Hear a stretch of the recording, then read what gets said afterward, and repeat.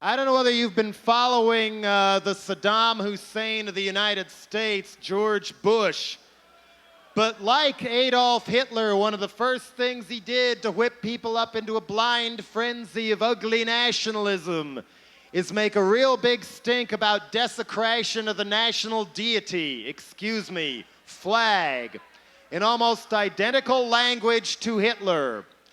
Every day in school in America, I had to rise and pledge allegiance to the flag, even as the Vietnam War was going on across the street at the University of Colorado. And I was held over all afternoon in third grade to write over and over again, "I will not laugh during flag pledge. I will not laugh during flag pledge." And I haven't forgotten either. I pledge defiance to the flag of the United Snakes of Captivity and to the republic for which it stands. I dip it in kerosene and stick it up the ass of you-know-who and light it. One nation under God or else.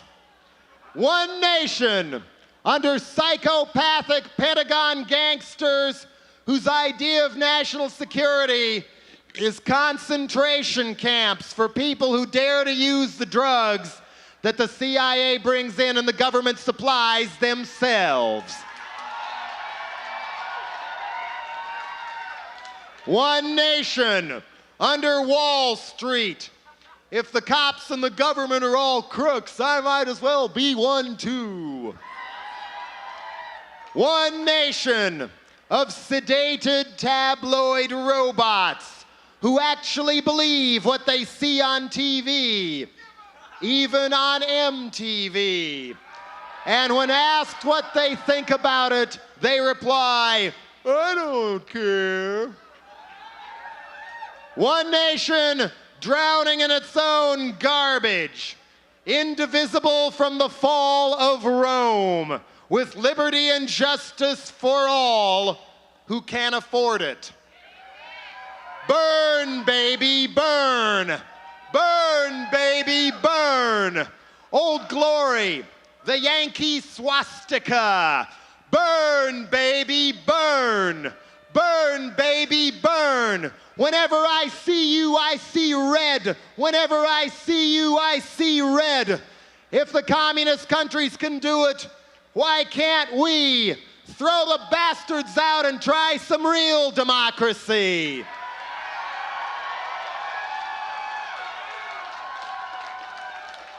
Run not by rich people, not by military people, not by sons of senators, sons of senators, sons of senators' sons. Have you noticed how the more they give people back their freedom over there, the more they take it away over here? So now, before it's too late to even talk about stuff like this, be a patriot, a good patriot, the one that cares about their country more than forcing people to worship a flag, and take the swastika, the Yankee swastika, and let it burn, burn, burn, baby, burn.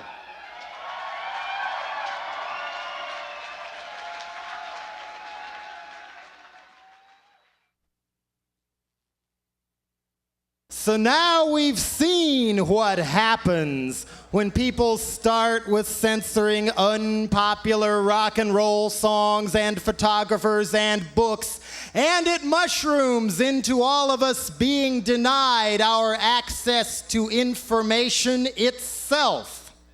When disillusioned, frightened people get used to the idea that being lied to and terrorized by their own government is okay. We're being told this is a war where nobody dies. 100,000 Arabs maybe, but they're not people. And for color commentators in the sportscast, we have magically rehabilitated Contragate criminals to show us the way to honesty and patriotic justice. Millions of people protesting this war all over the world, but you open up a paper, especially around here, turn on the TV, and they hardly happened at all. They don't even tell you that there were huge riots in places like Cairo, Morocco, Syria, where thousands were shot by their dictators, and it wasn't Saddam Hussein they were protesting. It was their dictators sucking up to Bush. And all those times, Saddam Hussein, our latest Willie Horton, offered to withdraw from Kuwait, which he did repeatedly. Oop, they didn't happen either. And Ollie North is a patriot. Our missiles are now called patriots. Storm and Norman Schwarzkopf is a sex symbol, and opposing the war is unpatriotic treason. Now we know what we are up against. A coup has happened right here at home. Our Constitution and our democracy has slowly but surely been overthrown, and the head of the secret police is now president. Meet the New World Order, another concept borrowed from the Nazis. If Saddam Hussein is the new Hitler, then what is George Bush? How about the 20th century Benedict Arnold, betraying the American people and what America's supposed to stand for gangsters and corporations on a global basis? And is anybody here who hasn't figured out yet that Bush's own people planted all those stories about what a wimp he is to keep people from catching on to what he really is? Hitler had great ratings in the polls for a while too, but just because people supported him doesn't mean he was right. And even the most Bush-happy, flag-suckling jackass knows deep down inside that something is wrong. America is over, and everyone knows it. The New World Order has a dying empire odor, and changing the channel ain't gonna make this go away. Third world malnutrition, pollution, and AIDS getting worse and worse. Our banking system on the verge of collapse, and we're more in debt than any other country in the world. Our cities and roads are falling apart, and the schools all suck because parents are too chintzy to pay for them. And yet Tipper Gore and James Baker's wife, Susan, still have the gall to blame gang violence and teen suicide on rock music.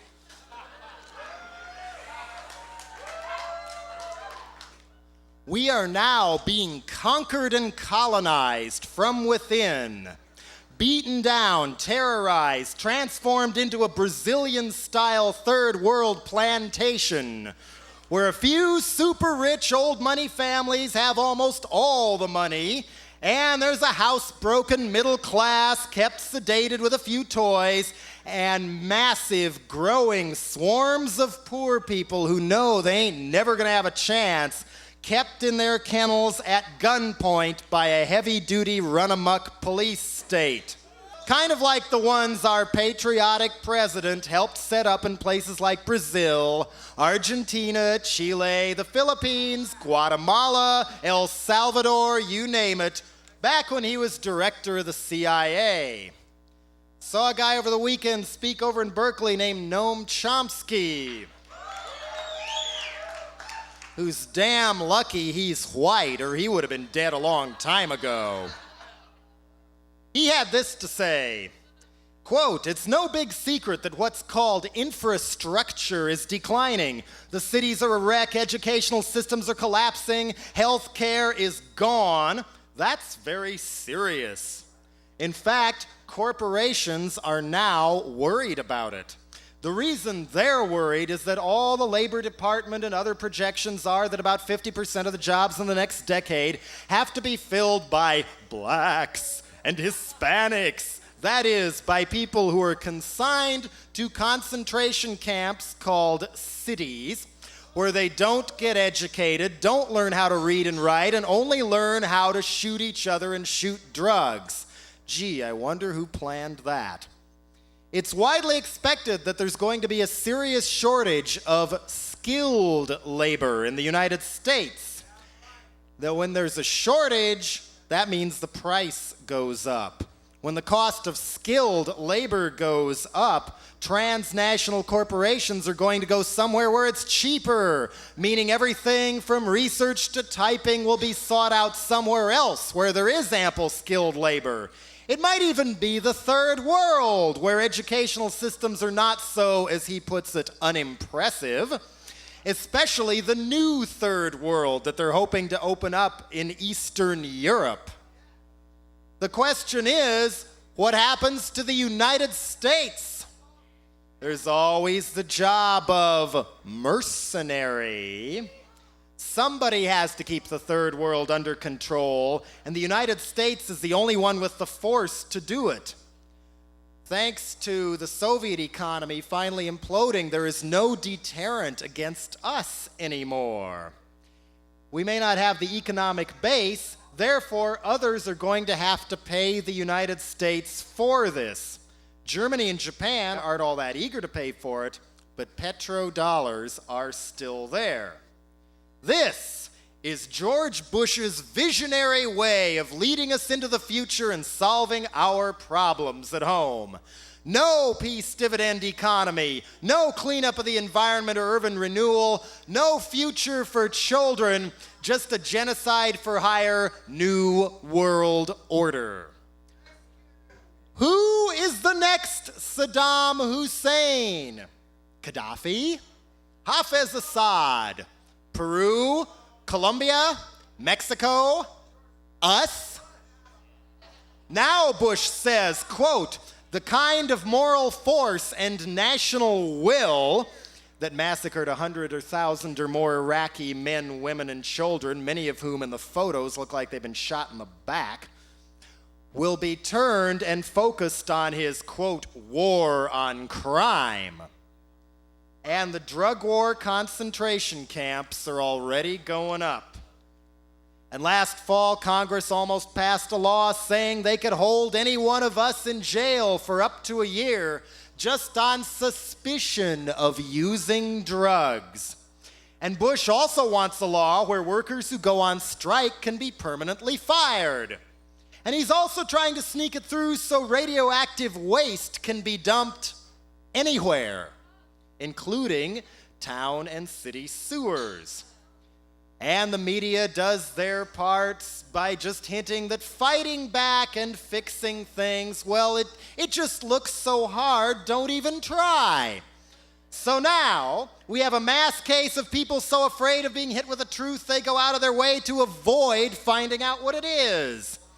This brings to mind the Nuremberg trials, where defendants justified their war crimes saying they were just going along, following orders. They didn't ask questions because they were afraid and didn't want to know what the answers were. But we haven't allowed things to get quite that far yet. And that is why we're fed so many lies by the straight corporate press. Have you ever seen so much obviously fabricated news? Have you ever seen them go so far out of their way to deny what we see with our own eyes? Does anyone sense some frantic desperation here? We should congratulate ourselves for this. This is very much in our favor. This shows how scared their bosses are of us. They know better than anybody that 90% of the people don't support George Bush.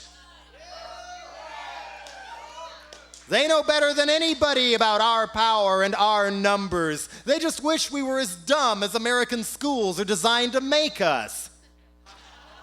That's why it's supposed to look like they got this over quick. No mess, not a speck of cereal. That's why they launched another war going on right now against our alternative and underground culture. Boy, do they go out of their way to trash the conscious side of the 60s. You were grooving on rock in the mud at Woodstock instead of making money and babies. Shame. Trying to make everyone who stood up and rebelled against the Vietnam War and worked for civil rights and the environment to look bad and unpatriotic.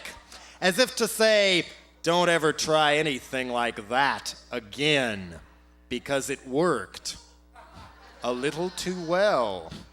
From now on, this is what goes. No one is homeless. Racism is hip, pollution is progress, and the cops are our friends. And don't you dare spread any information hostile to the financial interests of the new world order. But this ain't El Salvador yet, thankfully. And the main thing keeping that from happening is us. There are times when our government gets so frightened it does kill, like the Black Panthers, the American Indian movement, and now they have a new target, environmentalists. Most of you know about Judy Berry and Daryl Cherney getting blown up in an assassination attempt in a car. And I saw Judy Berry speak over at a church of all places, the Noe Valley Ministry, and she said the only reason she's probably still alive after the first attempt didn't work is so many people making so much noise about what went down. She said that Greenpeace gave them money to hire a private detective, and they traced the person in charge of trying to wipe out Earth First and the radical environmental movement as being Richard Held, the same FBI guy who was there when they killed Fred Hampton and Mark Clark of the Black Panthers in Chicago, the same guy in charge when they killed dozens, if not hundreds, of American Indian movement members in South Dakota. Here they are again with the Nixon heads in charge. As she put it, the only reason we don't have death squads in this country is they don't think they need them yet. So, pain in the ass as it may be, we who want to stop this new world order may wind up having to study how it was done in places like Czechoslovakia, spreading information person to person, keeping alive the evidence of what's really going on. Don't hate the media, become the media. There's still a lot of it left, so why not use it? They already know who we are, so why not get louder and louder and louder? Now more than ever, let's hope it ain't our last chance. The 90s may not be pleasant, but they sure as hell ain't gonna be boring. And hang on to your dignity by having a little bit of fun each day, monkey wrenching the new world order. Pranks, now more than ever. In the office, at the savings and loan. A woman from the SF Weekly was interviewing me a few days ago saying, who are your heroes? And I couldn't think of a good answer to that. I'm kind of cynical about these things. Then it dawned on me, no wonder I can't think of who my heroes are. They're not stars with famous faces. I don't even know their names.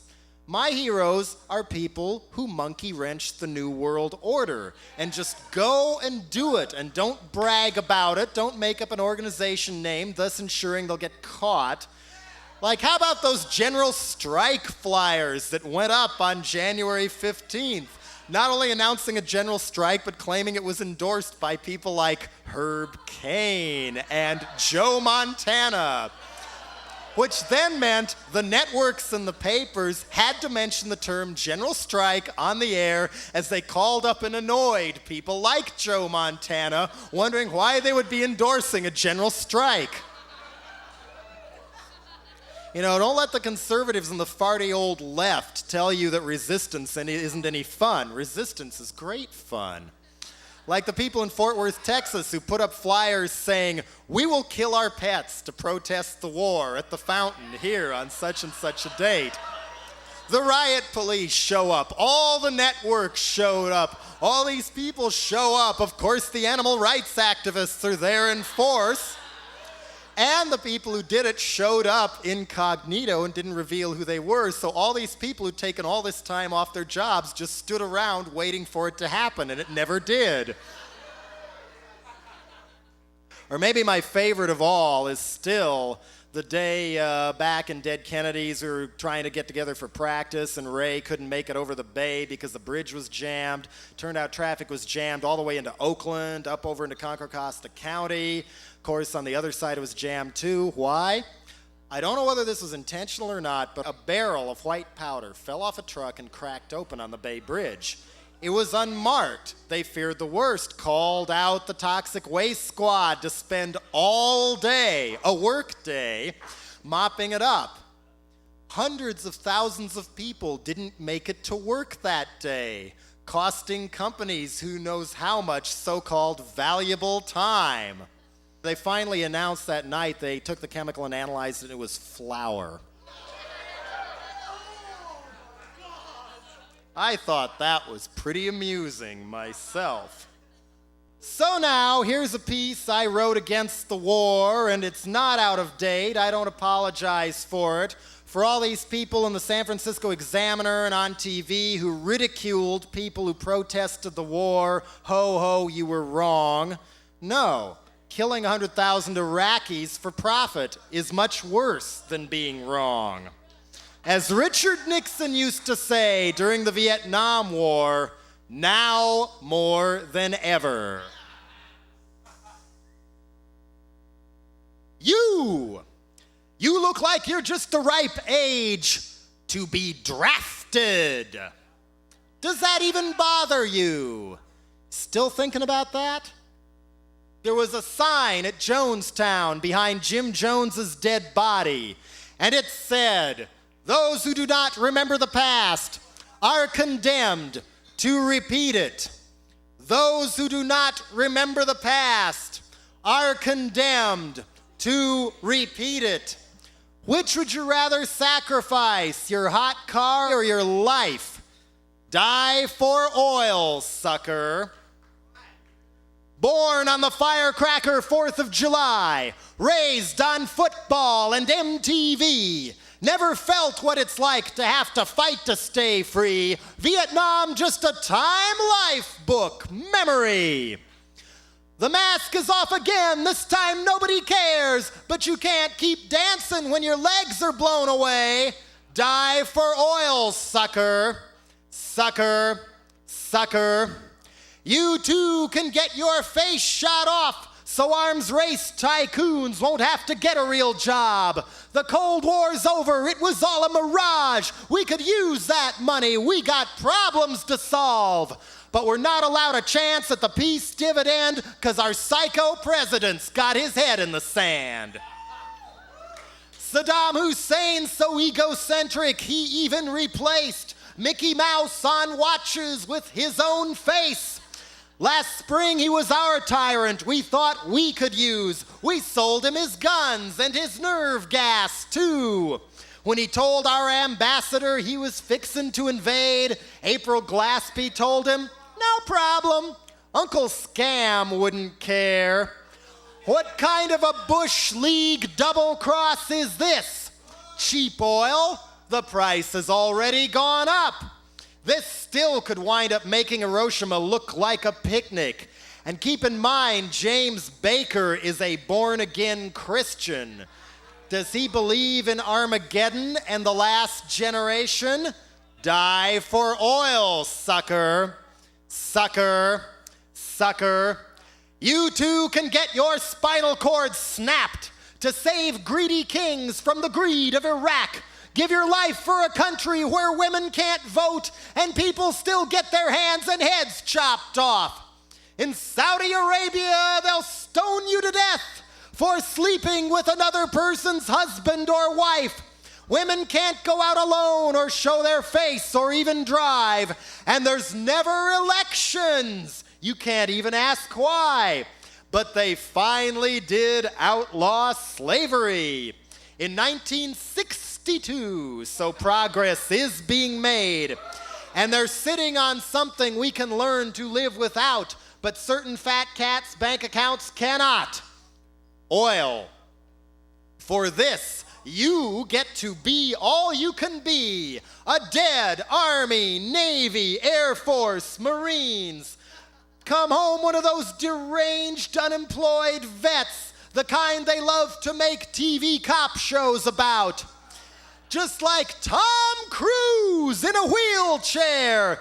No film royalties, 'cause nobody cares about you once you've been used to die for oil, sucker. Sucker, sucker. It'll kill the poor even faster than crack. Send them off to war, make sure they don't come back. Give them tanks that fall apart and helicopters that crash. 2,000 died in Panama because the stealth can't shoot straight. $800 million Batman plane, and it doesn't even work. No surprise when their idea of national security is toilet seats costing $1,800. And is it really worth it in this day and age to end up the winners of a World War III? Think about it. Once we take over that place, we'll never, ever be able to leave. Somehow we think we're gonna waltz right in to colonize their hearts and minds. But the Arab people are now so damn mad, we'll be lucky to get out of there alive. You think any of them want their kings to sell us oil? Think of the cost to keep our army there, when the only way left to bleed oil out of the ground is soldiers' guns treating Arabs like slaves.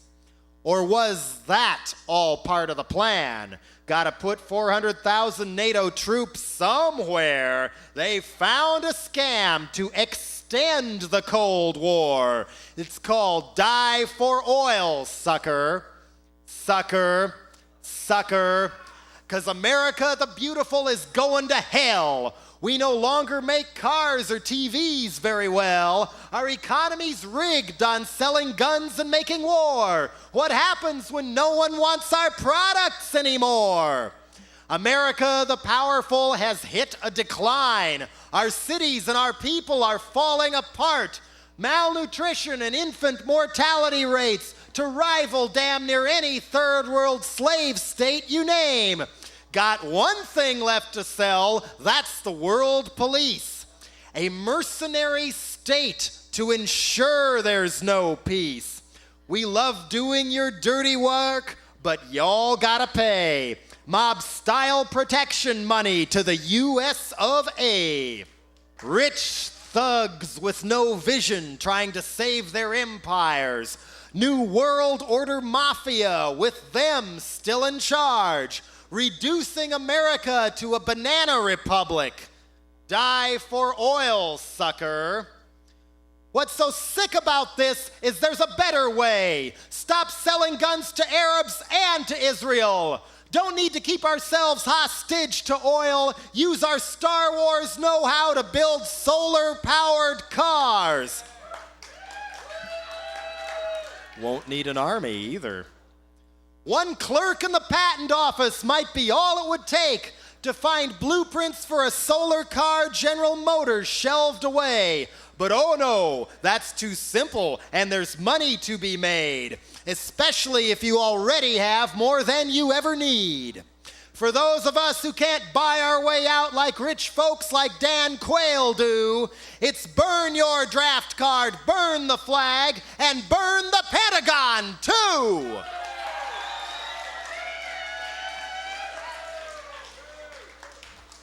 That's why we got the world's first tabloid war. No bodies, no funerals, no wounded, no gore. Super Bowl every day where we always win. So much yellow ribbon we are hanging ourselves. That's what's so different from ugly Vietnam. Media that brought that war home's been bought out. General Electric controls NBC News. They want to sell weapons. They distort what we view. Can those rah-rah we love war polls be believed when so many of us everywhere are out in the streets? Pentagon parrot papers won't admit we exist. What that says to me is their owners are scared that we will get as strong as they have in Berlin and tear down their walls and their new order scams. Yellow ribbon McCarthyism can't hold us too long. We support our troops most because we say, bring them home. So be all you can be. Say no to the Army, Air Force, Marines. Get off your butt before your butt's blown off. Don't die for oil. Don't be a sucker.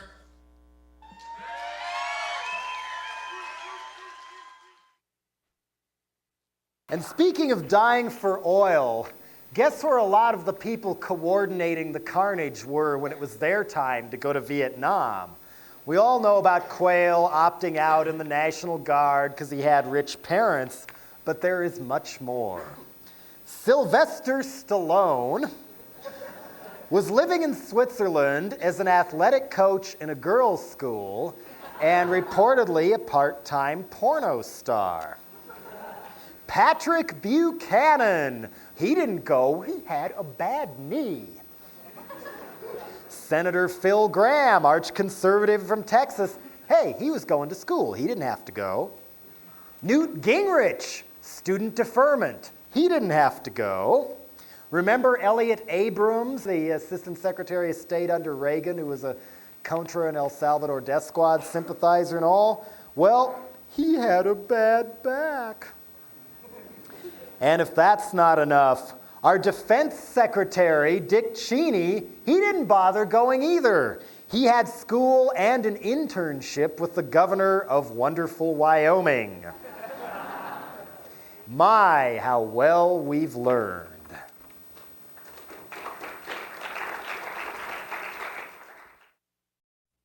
How many of you out there think this country's a democracy?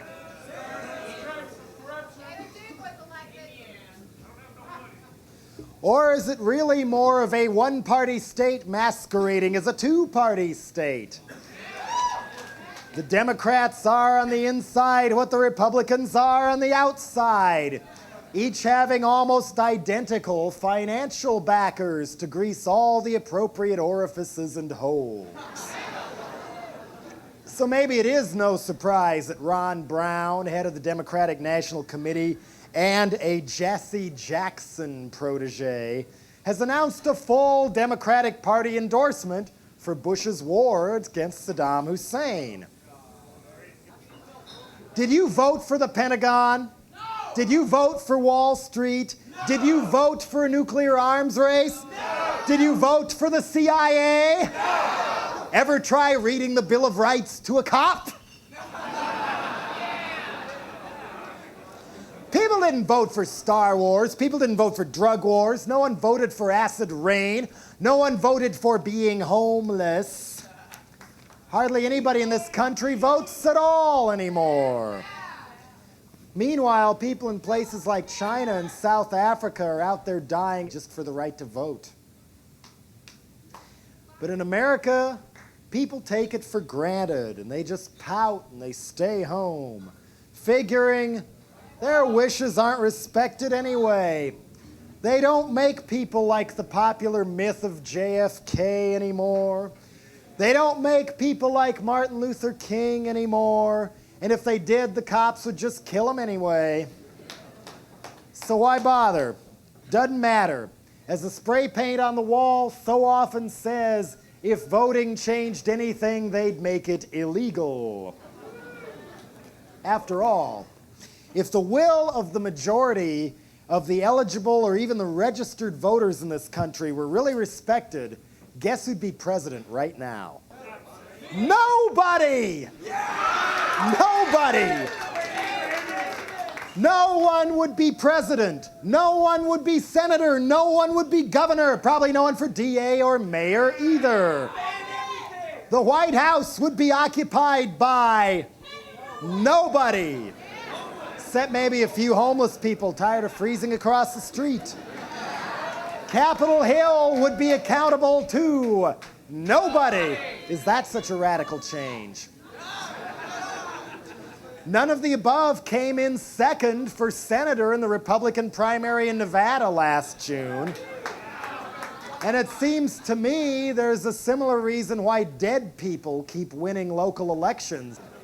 How many of you out there pay taxes?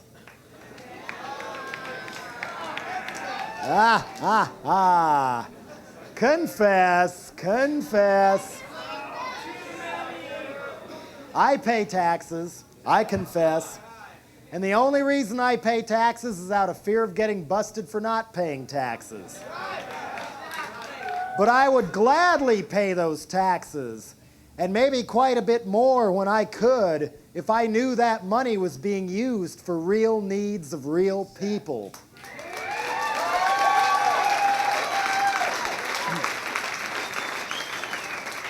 And I went on vote strike for years myself, but I got talked back into it for this reason: local ballot initiatives.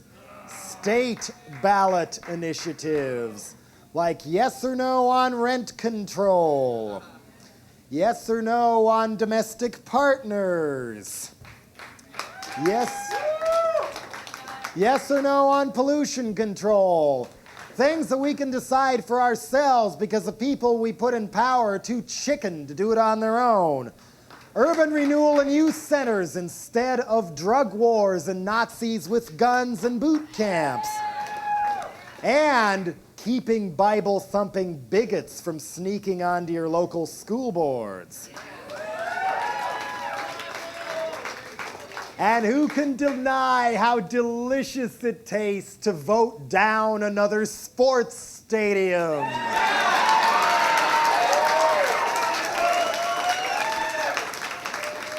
And just imagine what could happen if there was a spot for every office on every ballot where you could check off none of the above. And if none of the above came in first, they would have to have a special election like they do when a congressman dies or resigns or something, and only new candidates could run, instead of the bozos who got rejected the first time. Think of the possibilities. We already vote yes or no on judges. Would you think Rehnquist and his creepy crew would be so sadistic towards our daily lives if we got to vote yes or no on them every 4 years? In a little-known Gallup poll in the 1988 election, 30% of the people that actually voted said they would have voted no confidence on both Bush and Dukakis if there'd been a place on the ballot to do that. And guess how many people in a CBS exit poll said they were, quote, dissatisfied with existing nominees? 64%. So this is not such an unpopular idea. The last Soviet Union elections were more democratic than ours. Instead of picking the lesser of two evils, having to choose between Feinstein and Wilson for governor and then running to the nearest toilet, people voted by crossing off all the candidates they reject. So you could even vote out people running unopposed. And no election was valid if less than half the people voted. The result? Out of 1,500 races for their Congress of People's Deputies, nearly 200 had to be rerun. But just like over there, getting rid of the crooks and turning things around for real will probably require a revolution. Yeah! Let's hear it for revolution.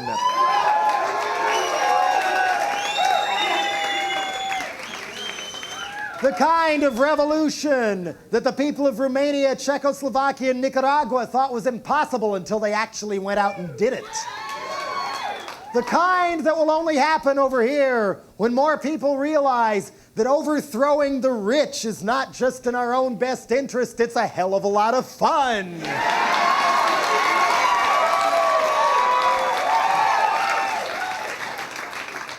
In the meantime, it's not a bad idea to pay attention and to react to those local ballot propositions in your own backyard before someone else does it for you. And maybe start getting those petitions together to make no confidence, none of the above, a choice on every ballot for every office in the country. Wouldn't take that much time, wouldn't take that much money, and it sure as hell beats staying home, pouting, turning on the TV, and being greeted with Governor Wilson.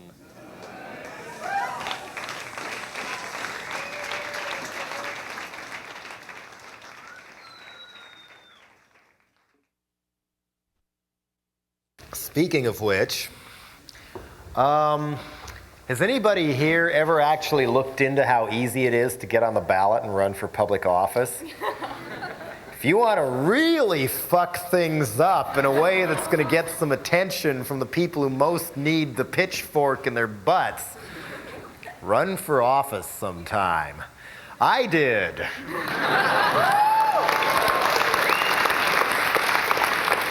And I come from Boulder, Colorado originally, and there people have a long history of running for office on a whim or as a prank or something. We'd open up a newspaper for a city council election one year and see all those glossy airbrush photos of all these smiling people wanting to rip you off, and then in the middle of it, a guy named John Davenport with a pirate hat and eye patch and his teeth blacked out. Saying that he was going to ban cars from Boulder, and I can't remember most of his other platform because he had some novel solutions to the police problem and things like that. So later on, moved out to San Francisco, got a band going, and in our early days, me and the first drummer for Dead Kennedys were riding to a Pierre Ubu concert. I was folded up in the back of his Volkswagen Bug, and he was saying, "Yeah, Biafra, you got such a big mouth, you should run for president." No, run for mayor. Mayor election was coming up, so I thought, aha, I think I will. And the more I thought about it, the more I felt, oh God, this is gonna be one of the best pranks I've ever done.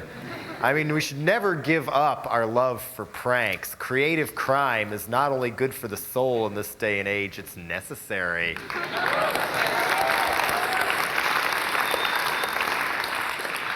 Anyway, by the time I got to the club, I was all full of the idea, yeah, guess what, everybody? I'm running for mayor. So what? What are you going to do?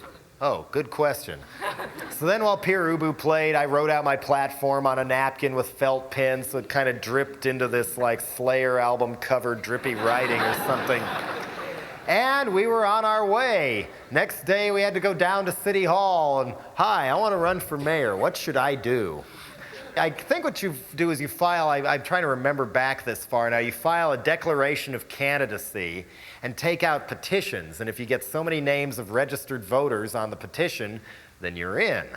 Or in the case of San Francisco, you can simply pay the difference and buy your way onto the ballot too.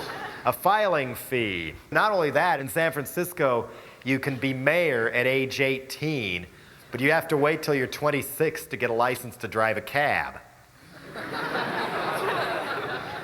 So we got some petitions out, and we figured we were going to have to register everybody to get all our friends legal to vote so they could sign the petitions, because we didn't know whether anybody else would. So we took a crate of voter registration cards, went around town signing up people to vote, and no, really, this is going to be fun. Do it. And we threw a benefit to raise money to make up the discrepancy in the filing fee.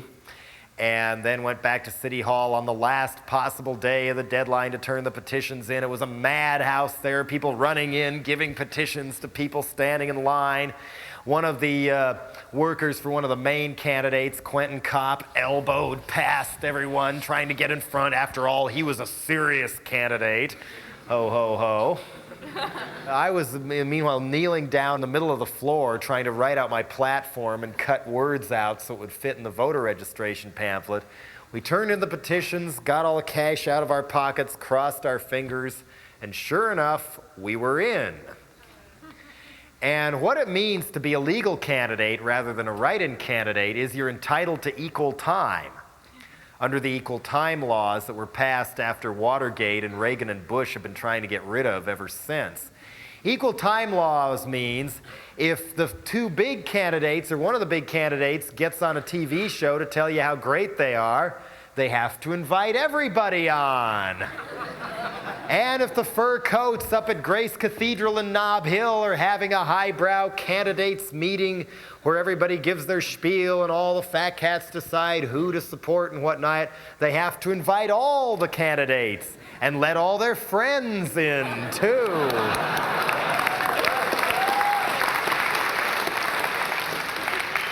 I got newspaper coverage, I got on TV, they had to let me on the radio, let me on mass mailing lists, and I even got in the voter information pamphlet that goes out to every single registered voter, where you could look up candidates for mayor, and one would send in, the typical one would be something like this. Dianne Feinstein. My occupation is mayor of the city and county of San Francisco. My qualifications for office are experience, native San Franciscan, more than 10 years public service. Leadership, committed to working closely with all San Franciscans. Very committed, as it turned out, after all the police spying scandals came out later. Building unity and providing equitable services vital to all neighborhoods. She tripled the bus fares. Continue firm control over spending on essential services. Essential services, no, but she left the biggest budget deficit in the city's history. Better management of downtown growth, strong economy, the usual Feinstein bullshit. All the people who got this also got to read this. My occupation is vocalist for Dead Kennedy's punk rock group.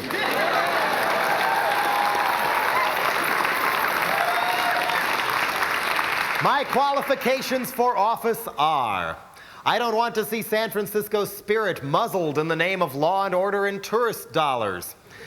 I will ban automobiles from the city limits. Thank you, John Davenport. And legalize squatting in all buildings left vacant for tax write-off reasons. Something the owner of the San Francisco Giants is notorious for. Do you know who State Senator Quentin Kopp is?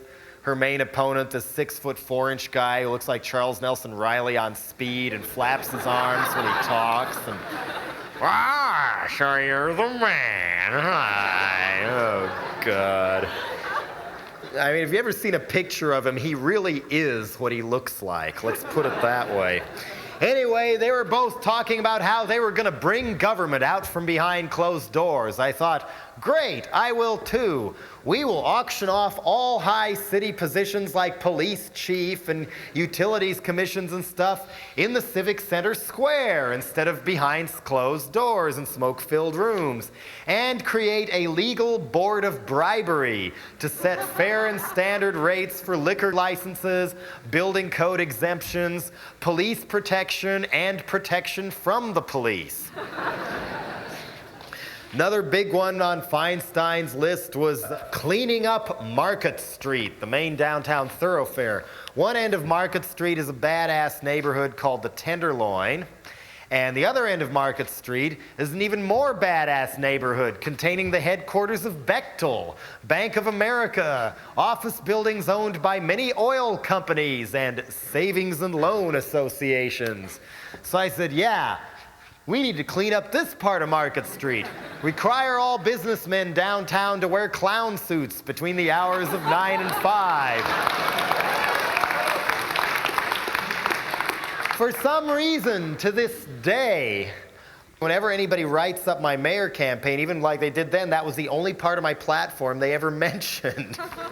I mean, some of the others I thought were a little more practical. I really thought these were practical, like the squatting in unoccupied buildings.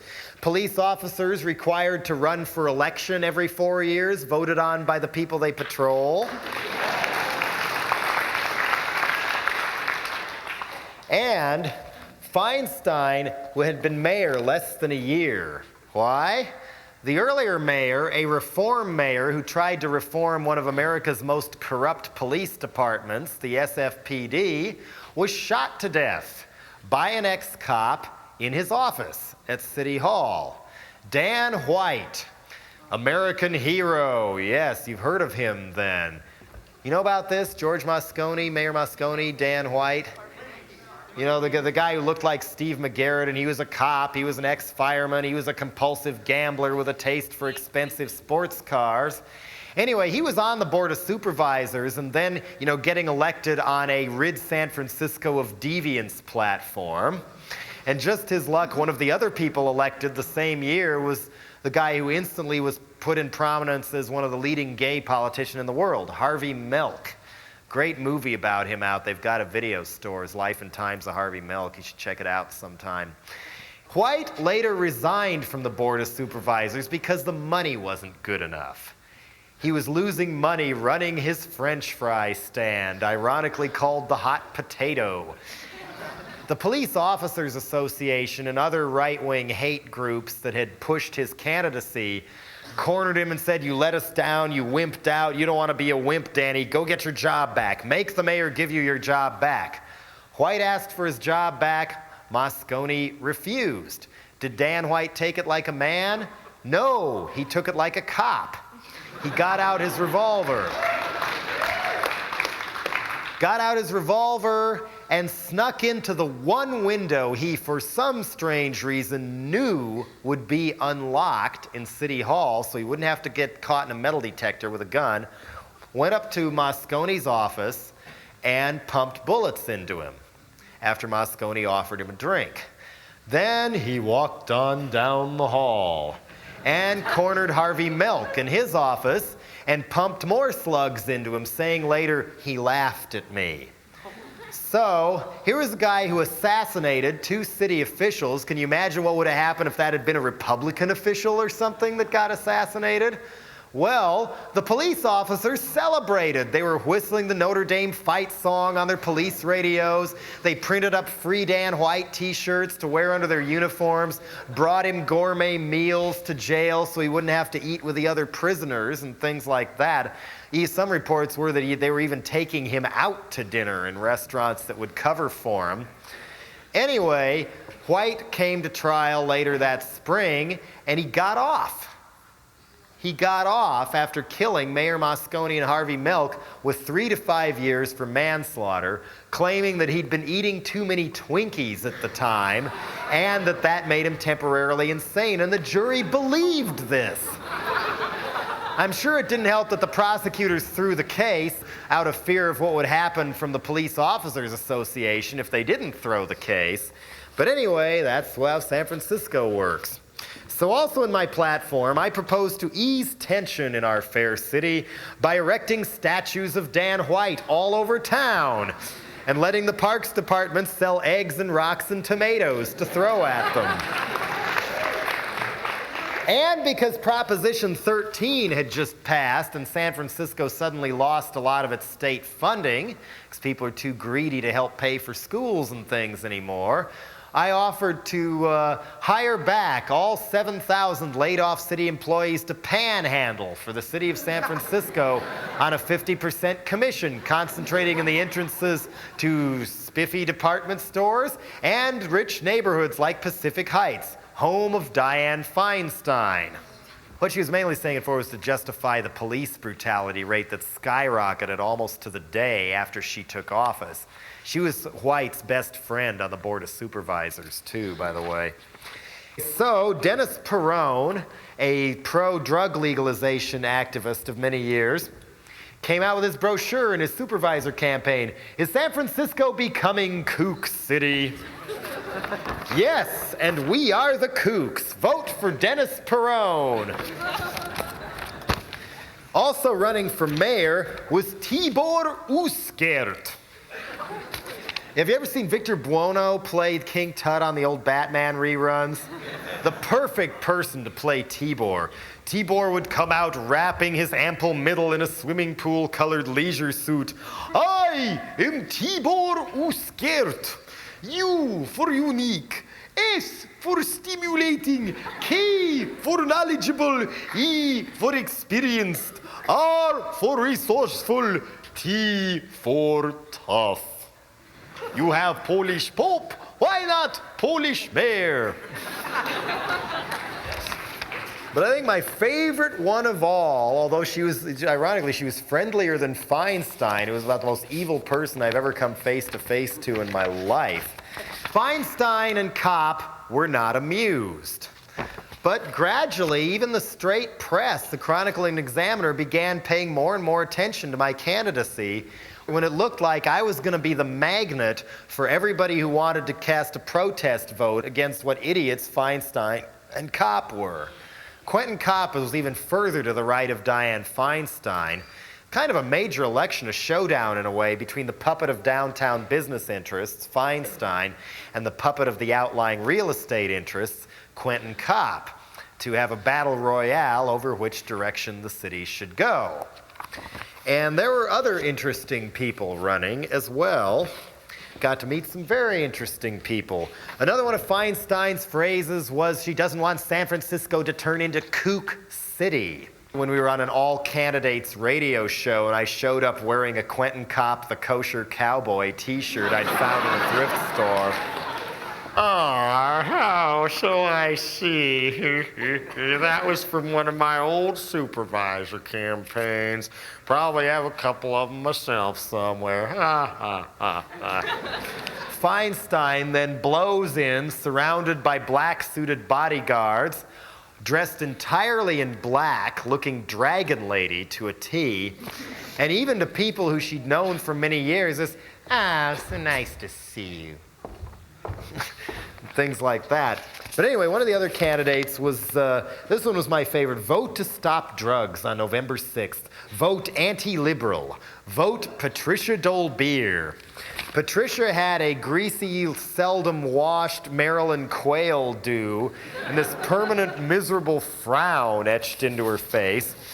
And she was running because Dianne Feinstein is a drug pusher.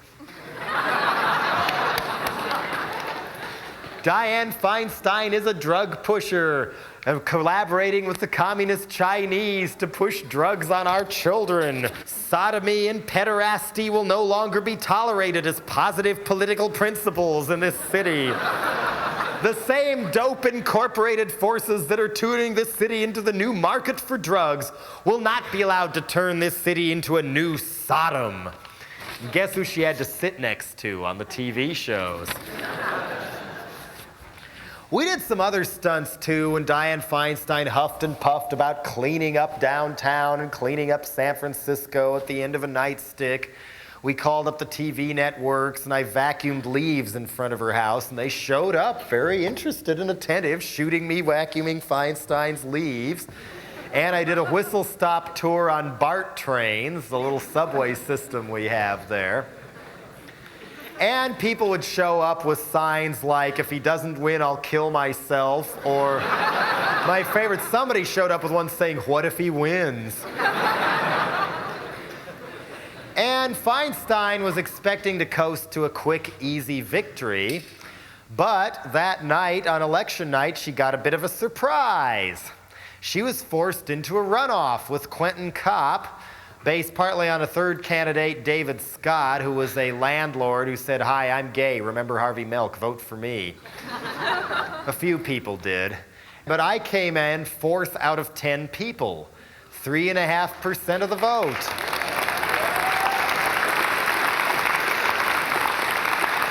Almost 6,600 people voted for me, and there were only maybe 100 or 200 people who'd call themselves punks at that time in 1979.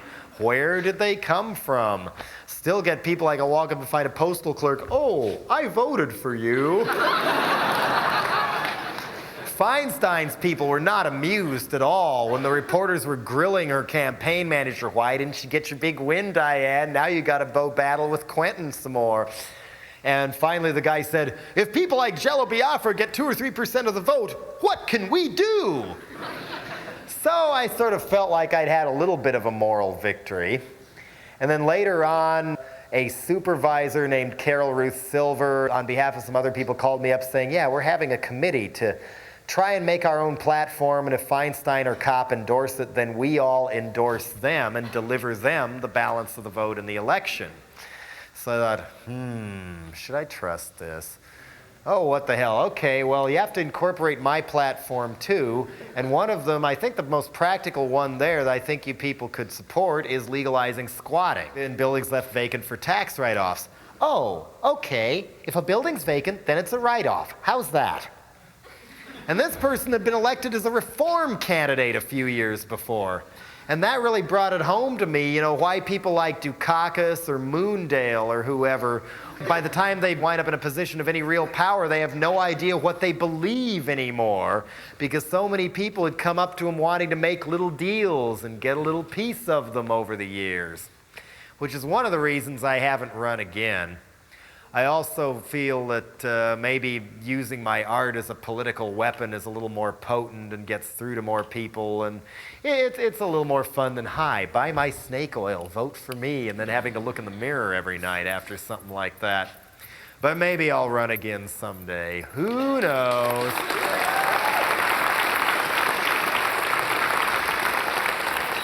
There's a problem, though. I've been banned from running again.